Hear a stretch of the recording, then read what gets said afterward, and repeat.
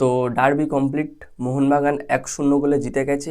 এবার মোহনবাগান সমর্থকদের একটাই প্রশ্ন, যেটা হলো বাকি বিদেশিরা কবে আসবে। মাত্র দুজন বিদেশি এসছে, একজন ডিয়ন ড্র্যাজিচ এবং আরেকজন হলো মনস্টার অ্যালবার্টো রড্রিগেজ।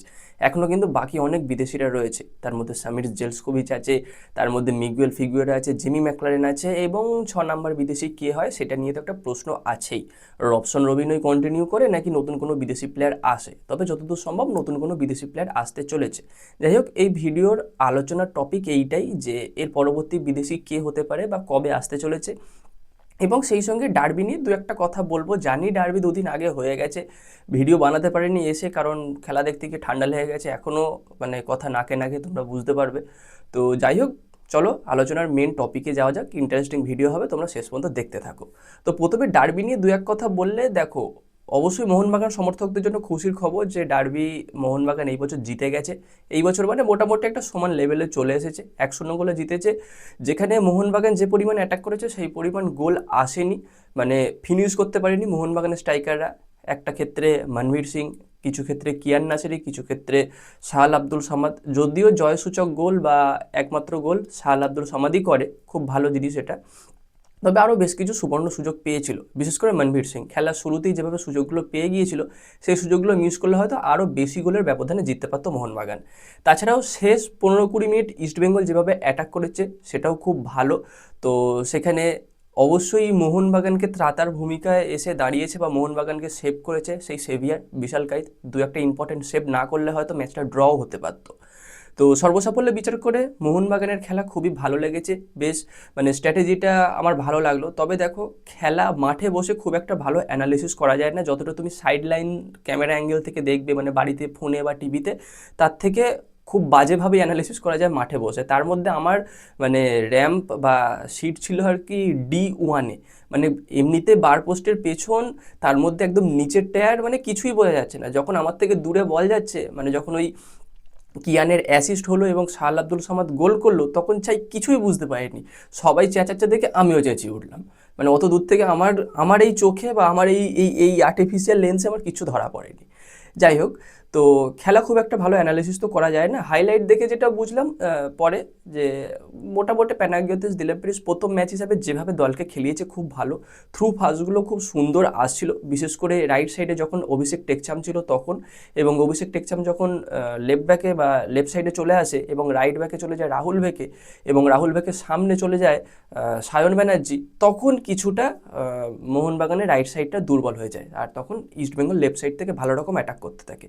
তো যাই হোক, শেষ পর্যন্ত ম্যাচটা 1-0 মোহনবাগান জিতে যায়, এটা মোহনবাগান সমর্থকদের জন্য বেশ খুশির খবর। তো গেল, এবার বিদেশি নিয়ে কথা বলবো। দেখো, বিদেশি নিয়ে কথা বলতে গেলে একটা ছোট্ট মানে খবর বেরিয়ে আসছে, খবরটা খুব একটা নিশ্চিত তেমন বলবো না। তো সেটা হলো মিগুয়েল ফিগুয়েরাকে নিয়ে। মিগুয়েল ফিগুয়েরা নাকি আগামীকাল আসতে চলেছে, তবে সময়টা এখনও আমি ঠিকঠাক জানি না। মানে এই যে খবরটা পেয়েছি, এটা একটা রিউমার বলতে পারো, মানে সঠিক কিছু নয়, তবে বলা তো যায় না, চলেও আসতে পারে। তো এটা আমার কোনো মন গড়া নয়, আমি একটা সোর্স থেকে পেয়েছি বলেই তোমাদের বললাম, যেটা হলো আগামীকাল হয়তো মিগুয়েল ফিগুয়েরা কলকাতায় আসতে চলেছে। যদি আসে, পরবর্তী ম্যাচে হয়তো আমরা মোহনবাগানের জার্সিতে তার ডেবিউ দেখতে পেতে পারি। মিগুয়েল ফিগুয়েরা যদি এই দলে আসে, অবশ্যই দলটার ক্রিয়েটিভিটি আরও বেড়ে যাবে, এবং সেই সঙ্গে যে স্ট্রাইকাররা গতদিন খেলেছে মোহনবাগানের হয়ে, মানে মনবীর সিং, কিয়ান নাসিরি, তো এই জায়গাটা যখন বিদেশি প্লেয়াররা চলে আসবে না, মানে জেমি ম্যাকলারেন বা আরও অন্যান্য যে বিদেশিটা থাকবে, মানে রবিনহো ছাড়া, তখন কিন্তু মোহনবাগানের ফিনিশিং টাচটা আরও ভালো হবে। মানে যে গোলগুলো মনবীর সিং মিস করছে, সেই গোলগুলো মনে করো 4টে অ্যাটেম্প করলো, তার মধ্যে একটা অন টার্গেট হলো, বাকি 3টে বাইরে গেল। আর এইগুলোই হয়তো কোনো বিদেশি স্ট্রাইকার এলে বা ম্যাকলারেন টাইপের কেউ এলে, 4টের মধ্যে 3টে অন টার্গেট থাকবে, একটা বাইরে যাবে, এগুলো অ্যাডভান্টেজ। তো যখন বিদেশি স্ট্রাইকাররা আসবে, তখন এই মোহনবাগানের খেলা বা গোল করার সংখ্যা আশা করব আরও বেড়ে যাবে, এবং মিগুয়েল ফিগুয়েরা বা সামির জেলস্কোভিচ এলে তাদেরও কিন্তু একটা বড় ভূমিকা থাকবে থ্রু পাস বাড়ানোর জন্য।